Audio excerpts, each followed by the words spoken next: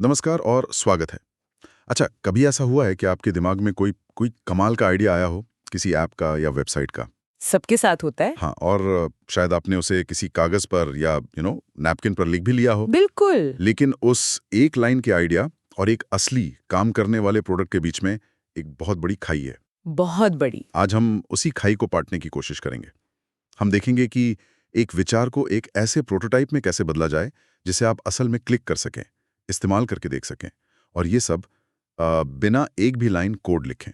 और इस सफर में हमारा गाइड होगा एक टूल जिसका नाम है बल्सामिक। बाल्सामिक। और ये समझना जरूरी है कि ये सफर सिर्फ डिजाइनरों के लिए नहीं है। अच्छा। नहीं, ये हर उस इंसान के लिए है जिसके दिमाग में कभी कोई आइडिया आया है और उसने सोचा है काश मैं इसे किसी को दिखा पाती कि ये काम कैसे करेगा। मतलब ये उद्यमियों, डेवलपर्स, मैनेजर्स, हर किसी के लिए है। ठीक है, तो चलिए इसे परत दर परत समझते हैं। सबसे पहला और बुनियादी सवाल, ये बल्सामिक आखिर है क्या? सुनने में किसी इटालियन डिश जैसा लगता है। हाँ, नाम थोड़ा अलग है। देखिए, सीधे शब्दों में कहें तो बल्सामिक एक वायर फ्रेमिंग टूल है। वायर फ्रेमिंग मतलब किसी चीज का ढांचा। बिल्कुल, किसी वेबसाइट या ऐप का ब्लूप्रिंट। जैसे घर बनाने से पहले आर्किटेक्ट एक नक्शा बनाता है ना, जिसमें बस ये होता है कि कौन सा कमरा कहाँ होगा, दरवाजा कहाँ होगा। पेंट का रंग या सोफे का डिजाइन नहीं होता। नहीं, वो सब नहीं। लेकिन बल्सामिक की सबसे दिलचस्प और शायद सबसे जरूरी बात इसका स्टाइल है।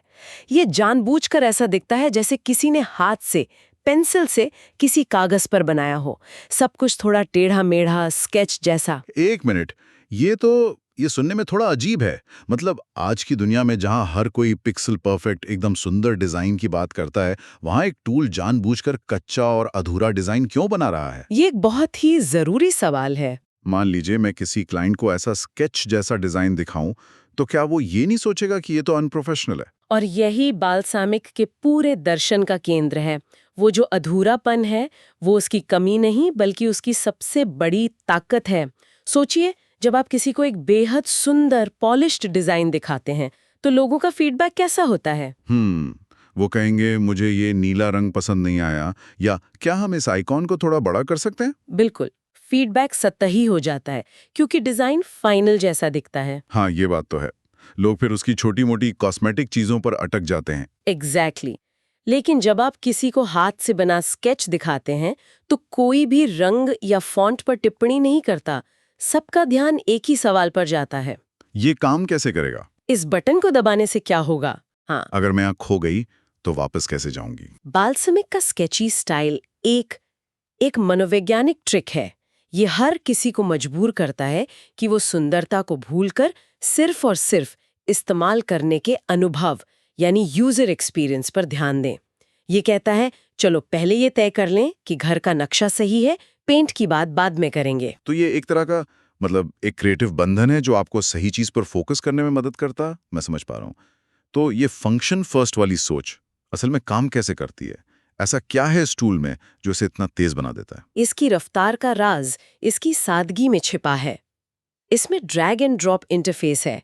मतलब आपके पास पहले से बनी हुई चीजों की एक पूरी लाइब्रेरी है। बटन, मेन्यू, टेक्स्ट बॉक्स, सब कुछ। अच्छा। आपको बस उन्हें अपनी स्क्रीन पर खींच कर रखना है। आपको एक लॉगिन पेज बनाना है, 2 टेक्स्ट बॉक्स और एक बटन खींच कर रखिए और शायद 5 मिनट में आपका लॉगिन पेज तैयार। यानी जीरो से कुछ नहीं बनाना पड़ता। तो क्या इसका मतलब ये है कि मेरे जैसा इंसान, जिसे डिजाइन का डी भी नहीं पता, वो भी दोपहर में बैठकर अपने ऐप का एक प्रोटोटाइप तैयार कर सकता है? बिना किसी शक के। और यही इसकी असली खूबसूरती है। रफ्तार का मतलब सिर्फ घंटे बचाना नहीं है। इसका असली मतलब है गलत होने की लागत को कम करना। गलत होने की लागत दिलचस्प है। हाँ, जब आप कोई चीज 5 मिनट में बना सकती हैं, तो आप उसे 10 अलग-अलग तरीकों से बनाने से डरती नहीं हैं। आप प्रयोग करती हैं। आप एक ही दोपहर में 3 अलग-अलग लेआउट बनाकर अपनी टीम को दिखा सकती हैं और पूछ सकती हैं कौन सा ज्यादा आसान लग रहा है। और जब चीजों को बदलना इतना आसान और तेज हो, तो लोग फीडबैक देने में भी कम हिचकिचाते होंगे। बिल्कुल। मुझे लगता है कि इससे टीम के बीच सहयोग का तरीका भी बदल जाता होगा। आपने बिल्कुल सही नस पकड़ी है। ये तीनों चीजें, रफ्तार, सहयोग और यूजर एक्सपीरियंस पर ध्यान, ये अलग-अलग नहीं है बल्कि एक दूसरे से जुड़ी हुई हैं। कैसे? क्योंकि ये तेज है, इसलिए सहयोग आसान हो जाता है। आप मीटिंग में बैठे-बैठे किसी के सुझाव पर डिजाइन को लाइव बदल सकती हैं। वो पुराने दिन गए जब आप डिजाइन में बदलाव के लिए हफ्तों इंतजार करते थे। हाँ, वो स्क्रीनशॉट और लंबी ईमेल चेन की दुनिया। अब आप बस एक लिंक भेजती हैं और आपकी पूरी टीम, चाहे वो दुनिया में कहीं भी हो, उसी एक डिजाइन पर एक साथ काम कर सकती है, कमेंट कर सकती है। ये तो गेम चेंजर है। बिल्कुल।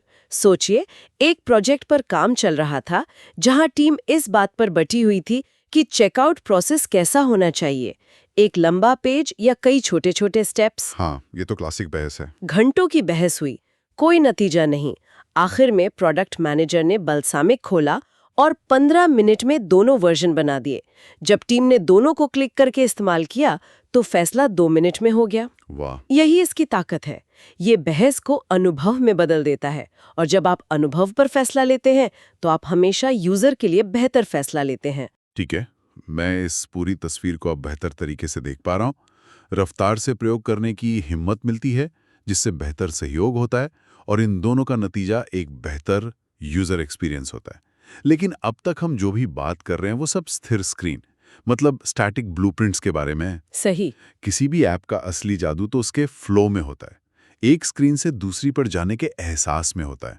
हम उस एहसास को बिना कोड लिखे कैसे टेस्ट कर सकते हैं? हाँ, और यहीं पर बाल्सामिक का सबसे जादुई फीचर सामने आता है, क्लिक करने योग्य वाया फ्रेम। क्लिक करने योग्य वायरफ्रेम? इसका मतलब है कि आप अपने उन स्थिर, बेजान स्केचेस में जान डाल सकती हैं।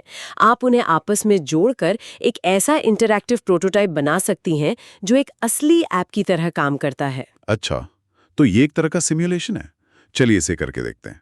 मान लीजिए हम दोनों एक फूड डिलीवरी ऐप का आइडिया लेकर बैठे हैं। हम इसे बाल्सामिक में कैसे बनाएंगे? बहुत बढ़िया उदाहरण है, चलिए बनाते हैं। सबसे पहले हम कुछ जरूरी स्क्रीन बनाएंगे। ड्रैग एंड ड्रॉप करके एक लॉगिन स्क्रीन, एक रेस्टोरेंट की लिस्ट वाली मेन स्क्रीन, ठीक है। किसी एक रेस्टोरेंट का मेन्यू पेज और आखिर में एक चेकआउट पेज। ये 4 स्क्रीन बनाने में हमें शायद 15-20 मिनट लगेंगे। ओके। अभी ये सब अलग-अलग पन्ने हैं। ठीक है, 4 पन्ने तैयार हैं। अब आता है दूसरा और सबसे मजेदार हिस्सा, इन्हें आपस में जोड़ना। हम लॉगिन स्क्रीन पर जाएंगे, लॉगिन बटन को चुनेंगे और उसे बताएंगे कि जब कोई इस पर क्लिक करे तो उसे रेस्टोरेंट लिस्ट वाली स्क्रीन पर ले जाओ। ओके। फिर रेस्टोरेंट लिस्ट वाली स्क्रीन पर हर रेस्टोरेंट की तस्वीर को उसके अपने मेन्यू पेज से लिंक कर देंगे। मेन्यू पेज पर ऑर्डर नाउ बटन को चेकआउट पेज से जोड़ देंगे। हम एक तरह से नक्शे पर रास्ते बना रहे हैं कि कहाँ क्लिक करने से कहाँ पहुंचेंगे। समझ गया। तो हम यूजर के सफर का एक पूरा रास्ता तैयार कर रहे हैं। बिल्कुल। और जब ये सारे लिंक जुड़ जाएं, तब आता है तीसरा और सबसे अहम कदम, टेस्टिंग। हम प्रेजेंटेशन मोड में जाते हैं और अचानक हमारे वो 4 अलग-अलग स्केच एक ऐप की तरह काम करने लगते हैं। मतलब आप लॉगिन बटन पर क्लिक करते हैं और आप रेस्टोरेंट लिस्ट पर पहुंच जाती हैं। आप एक रेस्टोरेंट चुनती हैं और उसका मेन्यू खुल जाता है। और इसी पल आपको वो सारी गलतियां दिखनी शुरू हो जाती है जो कागज पर कभी नहीं दिखती। जैसे अरे मैंने मेन्यू पेज से वापस रेस्टोरेंट लिस्ट पर जाने का कोई बटन ही नहीं बनाया, या फिर चेकआउट तक पहुंचने के लिए तो 5 बार क्लिक करना पड़ रहा है। ये तो बहुत लंबा रास्ता है। आपने 100% सही कहा। आप उन उपयोगिता से जुड़ी खामियों को पहले ही हफ्ते में पकड़ लेती हैं, जिनके लिए डेवलपर्स महीनों की कोडिंग के बाद पता चलने पर अपना सिर पीट लेते हैं। ये तो ऐसा हुआ कि बिल्डिंग बना दी और बाद में पता चला कि उसमें सीढ़ियां बनाना ही भूल गए। बिल्कुल। क्लिक करने योग्य वायर फ्रेम आपको ये सुनिश्चित करने में मदद करता है कि आप बिल्डिंग बनाने से पहले ही सीढ़ियों और दरवाजों को सही जगह पर रखवे ही हैं। तो ये सिर्फ एक डिजाइन टूल नहीं है, ये एक तरह से एक बहुत ही शक्तिशाली कम्युनिकेशन और रिस्क कम करने वाला टूल है। बिल्कुल। आप सिर्फ ये नहीं दिखा रही हैं कि आपका ऐप कैसा दिखेगा, बल्कि आप ये दिखा रहे हैं कि इसे इस्तेमाल करने में कैसा महसूस होगा। सही कहा। और जब कोई हितधारक या क्लाइंट उस प्रोटोटाइप के साथ इंटरैक्ट करता है तो उनका फीडबैक 10 गुना ज्यादा मूल्यवान होता है। वो ये नहीं कहेंगे डिजाइन अच्छा है, वो कहेंगे जब मैंने प्रोफाइल पर क्लिक किया तो मुझे लगा था कि मुझे मेरी पुरानी ऑर्डर हिस्ट्री दिखेगी, लेकिन ऐसा नहीं हुआ। और ये ऐसा फीडबैक है जिस पर आप काम कर सकते हैं। हाँ, जिससे आप प्रोडक्ट को सच में बेहतर बना सकते हैं।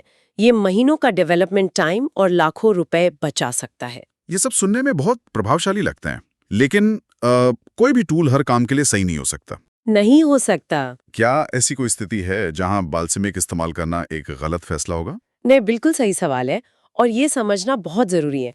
बाल्समिक स्ट्रक्चर, लेआउट और यूजर फ्लो यानी ढांचे और प्रवाह के लिए बेहतरीन है, लेकिन ये विजुअल डिजाइन या हाई फिडेलिटी प्रोटोटाइपिंग के लिए नहीं बना है। मतलब? अगर आप किसी लग्जरी फैशन ब्रांड के लिए ऐप बना रही हैं और आपको निवेशकों को अपने सुंदर आकर्षक विजुअल से प्रभावित करना है, तो बाल्समिक का स्केची लुक शायद काम ना आए। तो उस स्थिति में आपको फिग्मा या स्केच जैसे ज्यादा विजुअल फोकस टूल की जरूरत पड़ेगी। सही कहा। आपको सही काम के लिए सही औजार चुनना होता है। बाल्समिक प्रक्रिया के शुरुआती चरण के लिए है, जब विचार अभी भी तरल अवस्था में है और आप जल्दी से जल्दी उसे एक ठोस रूप देना चाहते हैं। ये नींव डालने के लिए है, दीवारों पर वॉलपेपर लगाने के लिए नहीं। इसकी सीमा ही इसकी ताकत है। बशर्ते आप इसे सही समय पर इस्तेमाल करें। तो आज हमने एक विचार के जन्म से लेकर उसे एक क्लिक करने योग्य इंटरैक्टिव प्रोटोटाइप में बदलने तक के पूरे सफर को समझा। हमने देखा कि कैसे बाल्समिक की जानबूझकर अपनाई गई सादगी और उसका अधूरापन ही उसे इतना शक्तिशाली बनाता है। ये सिर्फ एक टूल नहीं, बल्कि सोचने का एक तरीका है, काम पहले, दिखावा बाद में। बिल्कुल। और ये हमें एक बहुत ही दिलचस्प सवाल पर लाकर छोड़ता है। आज की दुनिया जो पिक्सल परफेक्ट होने का जुनून रखती है, जहां हर चीज लॉन्च से पहले ही एकदम पॉलिश्ड और सुंदर दिखनी चाहिए, वहां हमने एक ऐसी प्रक्रिया की बात की जो रणनीतिक अपूर्णता या स्ट्रेटेजिक इम्परफेक्शन की ताकत पर आधारित है। ये हमें सोचने पर मजबूर करता है कि क्या किसी भी चीज को बनाने की प्रक्रिया में शुरुआत में ही परफेक्शन के पीछे भागना असल में एक बेहतर अंतिम उत्पाद बनाने में हमारी मदद करता है या हमें रास्ते से भटका देता है। ये सवाल सिर्फ सॉफ्टवेयर डिजाइन पर ही नहीं, ये शायद हमारे हर रचनात्मक काम पर लागू होता है। कहाँ हमारे काम में थोड़ी शुरुआती अव्यवस्था और सिर्फ ढांचे पर ध्यान देना अंत में एक ज्यादा मजबूत और बेहतर नतीजा दे सकता है। इस पर विचार किया जाना चाहिए।